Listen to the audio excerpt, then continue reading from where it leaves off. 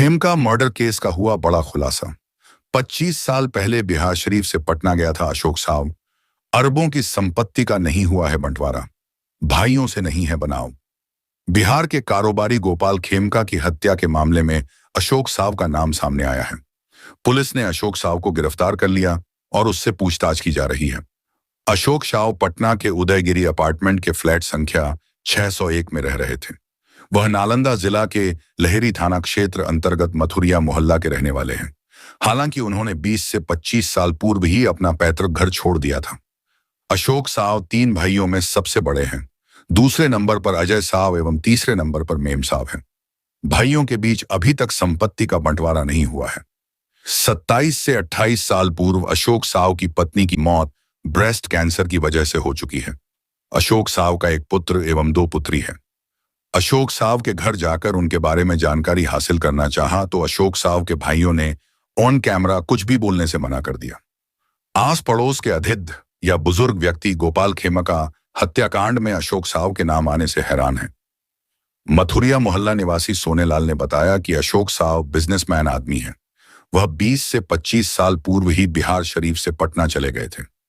बिहार शरीफ में वह लोहे का कारोबार करते थे। लंबे समय से उनके यहाँ आना जाना भी नहीं, ना ही किसी से उनका कोई संपर्क है। अशोक साव के पिता स्वलखन साव का अपना कोल्ड स्टोरेज था और वह आलू प्याज की गद्दी चलाते थे।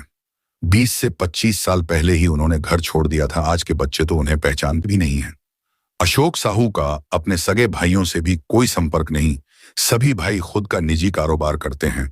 अजय साव लोहे का कारोबार कर रहे हैं, जबकि छोटे भाई मेम साव का किराए से घर खर्च चल रहा है। बिहार शरीफ में अशोक साव की पारिवारिक संपत्ति अरबों रुपए में है। कोल्ड स्टोरेज, शहरी क्षेत्रों में दुकान, मकान एवं सैकड़ों बीघा खेत है। हालांकि परिवार के बीच संपत्ति का बंटवारा नहीं हुआ है, इसलिए जो किराया आता है वह न्यायालय के ट्रेजरी में जमा हो रहा है। अशोक साव पर वर्ष 2007 में सरकारी काम में बाधा डालने के आरोप में तत्कालीन बिहार शरीफ सीओ के द्वारा लहेरी थाना में मामला दर्ज कराया गया था, जिसमें अशोक साव चार्जशीटेड हैं। अभी जो पटना में जो हत्या हुआ है खेमा को, बताया जा रहा है कि इन्हीं का हाथ है, मास्टरमाइंड यही है। भाई तो बिहार शरीफ में तो हम लोग रहते हैं, इनको इस बारे में तो हम लोग जानते नहीं है। तो क्या लग रहा है, कैसा विचार करते पहले से? पहले तो बिजनेसमैन आदमी थे, छड़ चदरा का इनका काम था बिहार शरीफ में भी। उसके बाद 20 साल पहले ही चले गए पटना। उसके बाद तो आना जाना यहाँ है भी नहीं, कि किसी से कांटेक्ट है नहीं।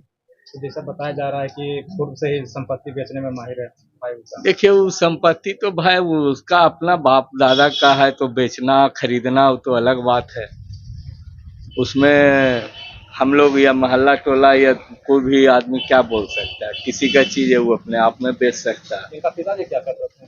पिताजी बेचारे आलू प्याज का उनका धंधा था, कोल्ड स्टोरेज था, जानकी कोल्ड स्टोरेज। तो इधर आना जाना नहीं हो रहा था इनका 20-25 साल से। यहाँ तो बच्चा लोग तो पहचानता भी नहीं कि कोई अशोक जी है। सब पर्सनल अपना अपनी, सब बेचारे उनके चचा उचा सब अपना अपना बिजनेस करते हैं। तो भाइयों से कैसा रिलेशन है उनका? भाई से भी कोई कांटेक्ट नहीं। सब भाई अपना अपना धंधा में लगे हुए हैं, अपना अपना काम कर रहे हैं। पारिवारिक कोई रिश्ता नहीं है? पारिवारिक किसी से कोई का कोई रिश्ता नहीं। यहाँ कितना संपत्ति होगा? संपत्ति करोड़ों से ऊपर, अरबों में होगा। काफी पूंजीपति वाला है। पूंजी बिहार से के अच्छे पूंजीपति में गिनाते हैं। लेकिन अभी जो हत्या हुआ है हम उसके इनका नाम आया, इनका अरेस्टिंग भी हो चुका है। भाई हम लोग तो खुद चिढ़ा रहे हैं, हम लोग तो ये जानते नहीं। हम तो सुबह देखे न्यूज तो लगा कि ये क्या हो। अरे बहुत सारे लोग तो मोहल्ला का तो कोई जानता नहीं, उनको पहचानता नहीं होगा। आखिर ऐसा कदम कैसे उठा दिए भाई? तो ये तो हम नहीं बता सकते हैं कि कदम कैसे उठ गया। क्या लगता है कि इनको से अरिया की इनकी पत्नी थी? नहीं, इनकी पत्नी को कैंसर था, ब्रेस्ट कैंसर हुआ था। अरिया के नहीं, सामाजिक आदमी तो थे ही। पहले जब रहते थे तो उस समय तो सबसे भाव विचार था ही ठीक। लेकिन पटना में रह के क्या कर रहे थे आप लोग को पता? हम लोग को पता है। क्या नाम है आपका? मेरा नाम सोनालाल हुआ। कौन सा मोहल्ला? मथुरिया, मुरारपुर।